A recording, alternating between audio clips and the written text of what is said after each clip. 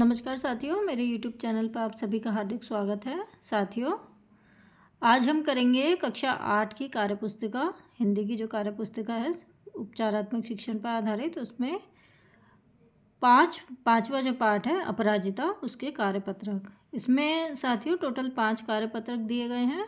तो चलिए शुरू करते हैं आज की वीडियो। कार्यपत्रक 1 से इसमें दिया गया है कि अपराजिता का जीवन आपको कैसा लगा, यदि आप अपराजिता की जगह होते तो क्या करते हैं।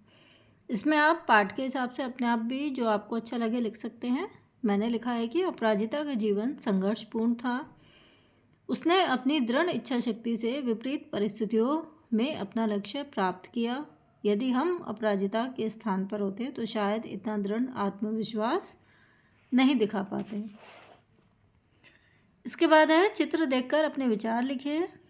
इसमें एक बच्चा है जो एक अंधे व्यक्ति को सड़क पार करा रहा है। हमें ऐसे व्यक्तियों की सहायता करनी चाहिए जिन्हें मदद की आवश्यकता हो, जैसे किसी अंधे व्यक्ति को सड़क पार करवाना। फिर है यातायात संकेतक का महत्व। यातायात संकेतक ड्राइवरों को सड़क पर आगे संभावित खतरों या सुरक्षा खतरों के बारे में चेतावनी देते हैं। फिर है दिव्यांगों के लिए विद्यालय में आवश्यक सुविधाएं। तो दिव्यांगों के लिए विद्यालय में एक तो आवागमन के लिए रैंप की सुविधा होनी चाहिए और दूसरे दिव्यांग शौचालय। तो साथियों, यहाँ पे हमारा कार्यपत्रक 1 समाप्त हो गया। अब हम देखते हैं कार्यपत्रक 2।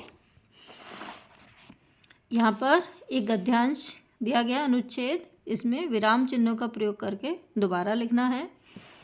तो चलिए हम यहाँ से शुरू करते हैं, जिसमें हमने विराम चिन्ह लगा दिए हैं। 1 वर्ष का कष्ट साध्य उपचार चला और एक दिन स्वयं ही इसके ऊपरी धड़ में गति आ गई। यहाँ पर हम लगाएंगे अल्प विराम। फिर हाथ हिलने लगे, दोबारा अल्प विराम। नन्ही उंगलियां मुझे बुलाने लगी, पूर्ण विराम। निर्जीव धड़ को मैंने सहारा देकर बैठना सिखा दिया। 5 वर्ष की हुई, फिर इसमें अल्प विराम आएगा, तो मैं ही इसकी स्कूल बनी। फिर है पूर्ण विराम। मेधावी पुत्री की विलक्षण बुद्धि ने फिर मुझे चमत्कृत कर दिया। फिर इसमें यहाँ पे अल्प विराम। सरस्वती स्वयं ही जैसे आकर जिह्वाग्र पर बैठ गई थी। फिर इसमें पूर्ण विराम। बंगलौर के प्रसिद्ध माउंट कार्मेल में उसे प्रवेश दिलाने में मुझे कॉन्वेंट द्वार पर लगभग धरना ही देना पड़ा। यहाँ पे पूर्ण विराम आएगा। फिर इसमें आएंगे इकहरा उद्धरण चिन्ह, नहीं मिसेस सुब्रमण्यम, इसमें इकहरा उद्धरण चिन्ह लगेगा। फिर नीचे यहाँ पे अल्प विराम। मदर ने कहा, फिर यहाँ अल्प विराम। फिर यहाँ पे लगेगा उद्धरण चिन्ह, इकहरा उद्धरण चिन्ह। हमें आपसे पूरी सहानुभूति है, अल्प विराम, पर आप ही सोचिए, अल्प विराम, आपकी पुत्री की व्हील चेयर कौन पूरी क्लास में घुमाता फिरेगा, पूर्ण विराम। और फिर यहाँ पर इकहरा उद्धरण चिन्ह बंद हो जाएगा। तो साथियों, इसमें देखिए गद्यांश के हिसाब से हमें इसमें जो लगाने थे विराम चिन्ह, वो हमने लगा दिए हैं। यहाँ पे हमारा कार्यपत्रक 2 भी समाप्त हो गया। अब चलिए चलते हैं कार्यपत्रक 3 की ओर। इसमें संज्ञा या सर्वनाम की विशेषता बताने वाले शब्दों को विशेषण कहते हैं। विशेषण 4 प्रकार के होते हैं: गुणवाचक, संख्यावाचक, परिमाणवाचक एवं सार्वनामिक। बॉक्स में दिए गए विशेषणों को छांटकर उनके प्रकार वाले बॉक्स में लिखिए। ये कुछ विशेषण दिए गए हैं, इन्हें हमें इनके प्रकार के हिसाब से लिखना है। जैसे गुणवाचक में आएगा काला, मीठा, भूरा और बतख। फिर है संख्यावाचक में 3 पेड़, 5 कलम। सार्वनामिक में यह लड़की, उसका चित्र, वह पेड़। और परिमाण बोधक में 2 किलो, 3 मीटर और 1 लीटर। तो यहाँ पर हमारा तीसरा कार्यपत्रक भी समाप्त हो गया। अब हम देखते हैं चौथे कार्यपत्रक को।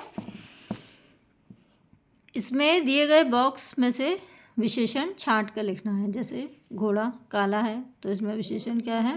काला। हाथी बहुत बड़ा है तो इसमें आएगा बहुत बड़ा। विद्यालय में 5 कक्ष हैं तो इसमें आएगा 5 कक्ष। 2 बतख पानी में हैं तो इसमें आएगा 2 बतख। राजू का घर बड़ा है तो इसमें आएगा बड़ा। इसके बाद हमारा इसका आखिरी कार्यपत्रक है 5वां।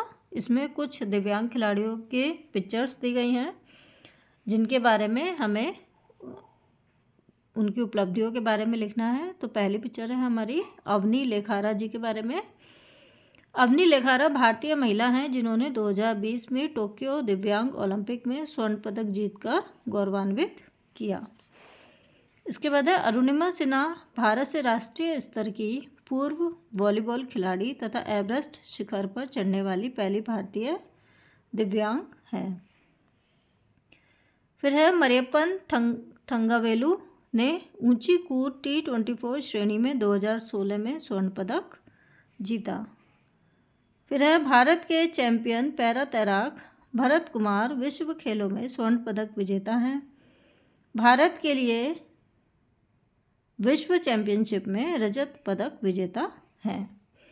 तो साथियों, यहाँ पर हमारे इस पाठ के 5 कार्यपत्रक समाप्त हो गए हैं। मिलते हैं अगली वीडियो में एक नए पाठ के कार्यपत्रकों के साथ। आशा करती हूँ आपको वीडियो अच्छी लगी होगी। साथियों, अगर आपको वीडियो अच्छी लगे तो प्लीज़ मेरे चैनल को लाइक, शेयर और सब्सक्राइब करना ना भूलें। तो चलिए मिलते हैं अगली वीडियो में। तब तक के लिए सभी को नमस्कार।